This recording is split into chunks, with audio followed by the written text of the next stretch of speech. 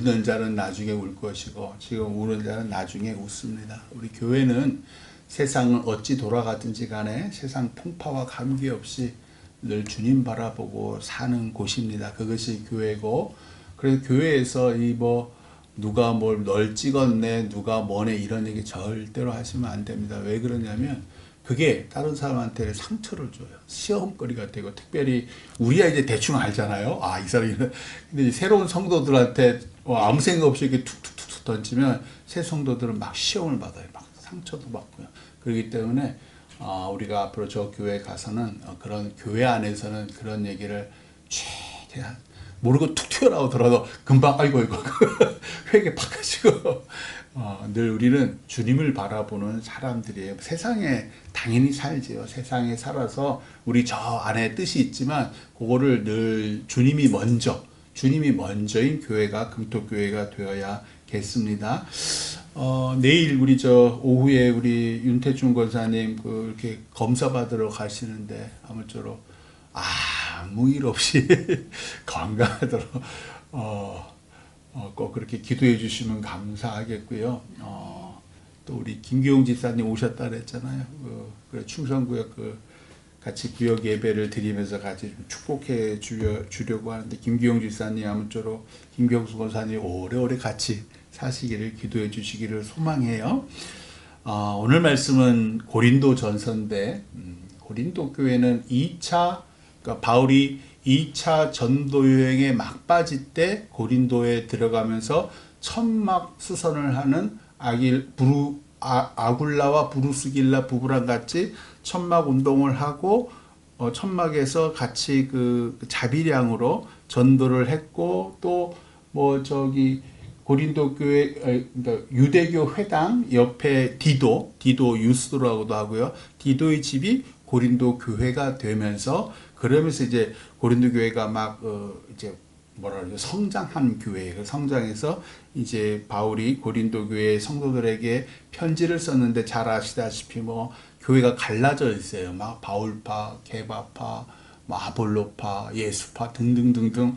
그러니까 나름 교회가 큰 거예요. 교회가 크면서 지잘나 가지고 또 고린도 교회는 말씀드린 대로 세상의 그 음란함과 방탕함이 또한 우리가 세상을 살아가니까 우리도 지금 오늘 투표하고 막 이 사람은 이 투표 저 사람 저 투표 했잖아요. 우리도 어쩔 수 없이 세상을 살아가기 때문에 세상에 늘 영향을 받아요. 근데 그 세상의 영향을 교회에 와서 탁탁 털어버리고 주의 보혈로 씻어내야 되는데 여전히 우리가 죄인이라 그냥 세상 그 상태 그대로 육신의 생각 그대로 오는 거예요. 그러니까 교회가 이렇게 갈라지는 거예요. 그 갈라진 교회에 안타까워서 이제 바울이 쭉 썼는데, 특별히 오늘은 성찬식에 대해서, 오늘 말씀 바로 앞에도 나오는데요.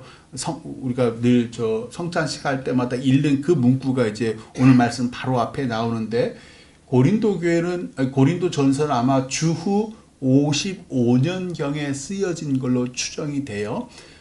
이 당시에 그 고린도라는 지역은 당시에는 아가야 지방이랬지, 오늘날에는 그리스 저 남부의 항구 도시예요.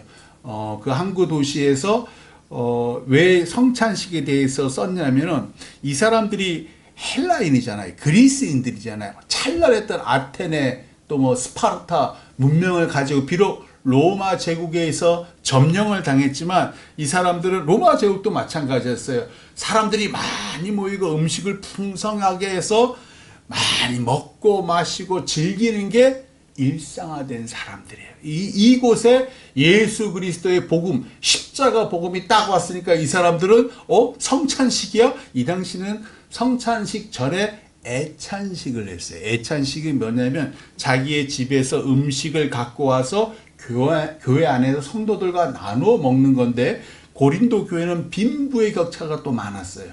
그러니까 잘 사는 사람들은 고급 포도주에다가 기가 막힌 산의 진미를 딱 갖고 와서 자신의 그 위세, 자신의 재물이 얼마나 많은지, 권세가 많은지 딱 드러낸 반면, 가난한 사람들은 빵 한 조각도 갖고 오든지 말든지, 특히 일하느라고 저녁 늦게나 올 수 있고 이렇잖아요. 그러니까 부자들이 딱 와가지고 자기들끼리 아이고 오늘 내가 해산물 갖고 오게 당신은 뭐라 육산물이라 뭐라 그래 돼지고기나 뭐 소고기를 갖고 와 서로 이렇게 네트워크가 된 거예요. 지네들은 하면서 다 부어라 마셔라 막 하고 난 다음에 이제 가난한 사람들이 뒤늦게 일 다 끝내고 노예도 마찬가지고요. 그 중에는 과부도 있을 거고 그 중에는 어린아이 고아이들도 야 오늘은 뭐 얼마나 그때는 못 사는 사람들 가난했잖아요. 그러니까 하루 한 끼도 먹기 힘들었으니까 야 이때 좀 먹어보자고 왔는데 웬걸 이미 뭐 다 먹어버린 그 술이 남아놓은 거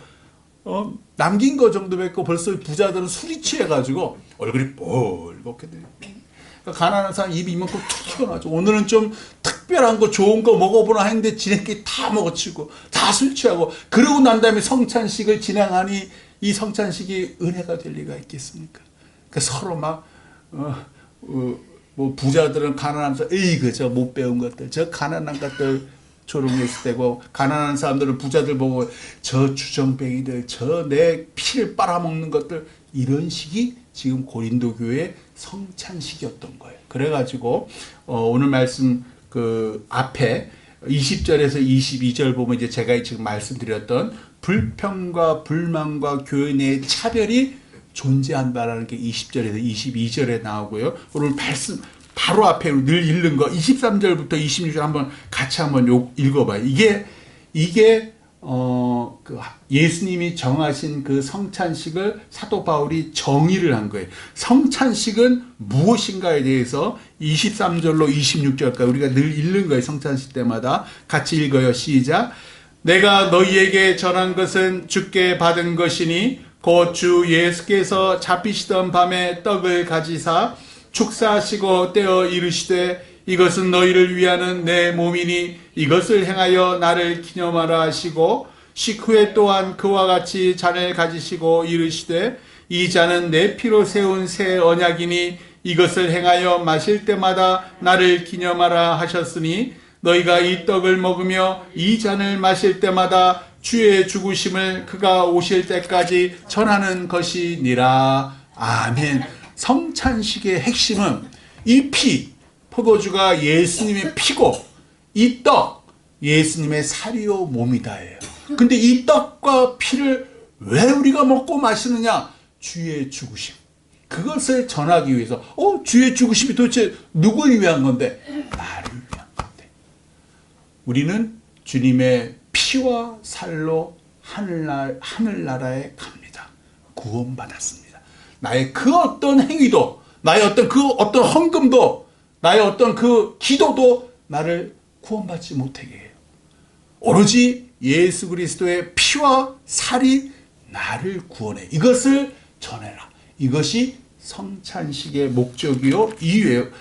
그래서 아까 말씀드린 대로 그 애찬식하고 난리가 났잖아요. 결국 주후 220년 카르타고 공회에서 이 애찬식이 완전히 폐지됩니다. 완전히 폐지돼요. 그래서 더 이상 애찬식은 교회 그 어떤 예배도 개신교든 카톨릭이든 없습니다. 근데 여전히 근데도 먹고 마시는 사람이 애찬을 한다 그러는데 이건 식이 아니에요. 그냥 애찬 서로 나눠 먹는 걸 그냥 애찬이라고 하는 거예요. 애찬식 자체는 왜 이런 차별이 늘 있었기 때문에 폐지가 됩니다. 오늘 말씀 27절 같이 읽어요. 시작. 그러므로 누구든지 주의 떡이나 잔을 합당하지 않게 먹고 마시는 자는 주의 몸과 피에 대하여 죄를 짓는 것이니라. 아멘. 카톨릭이 오랫동안 지배했고 우리 종교 개혁이 이제 1500년대에 일어났잖아요. 카톨릭은 이 시대부터 카톨릭이 장악하던 그 시대 실제 이것이 예수님의 몸이요 예수님의 피라고 믿었다는 거예요. 그럼 지금도 실제 돌아가신 지 얼마 안 됐잖아요. 부활하고 승천하신 지 얼마 안 됐으니까 바울 같은 경우는 이게 얼마나 절절하겠어요. 12사도들도 이 일이 얼마나 눈에 선하겠어요. 불과 한 10년 전, 20년 전의 일인데 이거를 그냥 흥청망청 이루고 있으니까 얼마나 그래서 주의 떡이나 잔을 합당하지 않게 먹고 마시는 자, 흥청망청 취하고 배부르고 가난한 사람들 못 먹게 하고 가난한 사람들 또 불평불만하고 죄를 짓는 것이다. 부자든 가난한 자든 죄를 짓는 것이다 라는 얘기예요. 28절 같이 읽어요. 시작. 사람이 자기를 살피고 그 후에야 이 떡을 먹고 이 잔을 마실지니. 아멘. 자기를 살피라는 것은 이 잔이, 이 떡이 십자가 고난과 십자가 희생으로 내가 구원받았구나 라고 스스로를 깨달아 살피라는 거예요. 그 마음으로 그 후에야 이 떡을 먹고 이 잔을 마실 텐데, 이것들은 술집봉지해가지고 배부르고 누군 불평불만하고 이 성찬식에 참여하니 참 가슴이 아프니까 이제 이 얘기를 하는 거예요. 29절 같이 읽어요. 시작. 주의 몸을 분별하지 못하고 먹고 마시는 자는 자기의 죄를 먹고 마시는 것이니라. 주의 몸이 뭡니까? 주의 몸? 우리 늘 얘기하잖아요. 교회요. 교회. 주의 몸. 교회. 교회는 뭐예요? 성도들의 모임이잖아요. 그러니까 주의 몸을 분별하지 못하고 가난한 사람들이 왜 불평불만하고 눈물을 흘리는지 그거를 분별하지 못하고, 저 부자들이 다른 성도들의 그 아픔과, 뭐 가난한 사람도 마찬가지예요. 저 부한 사람을 못하고 주의 몸 부자지만 잘못했지만 그 사람에게 손가락질하고 불평불만하고 그것 또한 분별하지 못하는 거예요. 그 얘기예요. 그 주의 몸 교회 성도를 분별하지 못하고 먹고 마시는 자는 자기의 죄를 먹고 마시는 것이니라. 서로 죄를 짓는 것이니라. 30절이요. 같이 읽어요. 시작. 그러므로 너희 중에 약한 자와 병든 자가 많고 잠자는 자도 적지 아니하니 너희가 그토록 서로 분별하지 못하고 성찬식 애찬식을 하면서 죄를 지으니 너희 중에 약한 자도 많고 병든 자도 많고, 즉 주님께서 징계하신다는 얘기. 심지어 잠자는 자, 죽은 자도 적지 아니하니. 그러니까 너희들이 서로 이렇게 갈등하고 분열하고 이기적으로 하니까 이런 죄가, 이런 약함과 이런 병듦과 이런 죽음이 너희에게 있다라는 얘기예요. 31절 같이 읽어요. 시작. 우리가 우리를 살폈으면 판단을 받지 아니하려니와. 아멘. 그 주의 몸과 피로 내가 구원받았다는 것을 스스로 살폈으면 이런 징계가 우리에게 오지 않았을 텐데 안타까워하는 거예요. 32절 같이 읽어요. 시작. 우리가 판단을 받는 것은 주께 징계를 받는 것이니 이는 우리로 세상과 함께 정죄함을 받지 않게 하려 하심이라. 아멘. 이 징계가 감사할 일이라는 거예요. 우리는 세상 사람들과 함께 마지막 심판당하는 그런 일을 받지 않게 하려고 먼저 이놈아, 아버지가 아들을, 어머니가 딸들을 또는 아들을, 야 이놈아 이렇게 하면 혼나, 이것은 잘못한 거야 라고 얘기하듯이 지금 너희들이 성찬식과 애찬식을 이렇게 서로 불평불만하고 너희 이기적으로 하기 때문에 주님께서 이렇게 치시는 거야. 이 치심을 통해서 너희가 회개하고 아버지께로 돌아오라고, 하나님께 돌아오라고 치시는 거야. 그래야지 너희가 세상 사람들과 함께 마지막 정죄함을 당하지 않기 때문이야. 따라서 이 정죄함은 오히려 너희를 하나님의 은혜 가운데로 인도하는 도구야. 고난은 늘 나쁜 것이 아니라는 얘기죠. 33절 34절을 같이 읽어요. 시작. 그런즉 내 형제들아, 먹으러 모일 때에 서로 기다리라. 만일 누구든지 시장하거든 집에서 먹을지니 이는 너희의 모임이 판단받는 모임이 되지 않게 하려 함이라. 그 밖의 일들은 내가 언제든지 갈 때에 바로 잡으리라. 아멘. 배고픈 사람들은 좀 집에서 먹고 성찬식에 와라. 부자든 가난한 자든 배가 고파 허기를 때우려고 이 성찬식에 오지 말아라. 먼저 먹고 오거라. 그리고 이 애차는 성찬식 전에 하는 애차는 함께 먹는 것이니까 좀 기다려라. 그 뒤늦게 일하고 오는 형제들, 아픈 몸을 이끌고 와서 천천히 오는 형제들을 위해서 좀 모두 올 때까지 좀 기다려라. 이것이 사랑이요 주님이 명하신 이웃사랑이다. 그리하여 주께 판단받지 않고 칭찬받는 애찬과 성찬 모임이 되라 라는 말씀이 사도 바울의 말씀이에요. 우리 그리스도인의 사랑은요, 대전제입니다. 나를 희생하고 상대방을 살리는 게 사랑이에요. 이게 세상의 사랑과 철저하게 구별돼요. 이게 그리스도인이에요. 그러니까 바보 같은 짓이죠. 누가 이 짓을 합니까? 그런데 사랑을 다른 말로 하면 배려입니다. 배려. 상대방을 먼저 생각하는 거예요. 근데 배가 고프면 상대방 먼저 생각 못해요.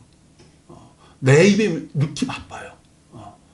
이 시절에는 가난한 사람도 그랬다는 거예요. 그럼에도 불구하고 기다려라. 그게 그리스도인의 사랑이다. 왜?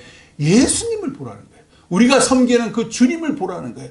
주님은 배고프고 채찍질다고 결국 죽었지만 너희를 구원하기 위해 죽지 아니하였느냐. 따라서 가난한 사람들, 과부들, 고아들, 또 장애인들, 노예들에게 음식을 먹을 기회를 주거라. 아무리 너희가 집에서 가지고 온 음식이지만 그 음식으로 가난한 사람들에게 좀 배려하거라. 이것이 오늘 말씀의 핵심이에요. 우리 교회도 때때로 차별이 있을 수가 있겠구나 생각해요. 목사가 혹시라도 이렇게 헌금 많이 한 사람을 좋아하는 것 같아 라고 생각하시는 성도도 있을 것 같고, 야, 목사가 보니까는 저 우리 장로님들 권사님들한테 이런저런 거 식물도 받고 김치도 받고 그런 사람들만 또 좋아하는 거 아니야? 라고 생각하실 수도 있잖아요. 또 성도들 간에도 생활 수준의 차이가 있잖아요.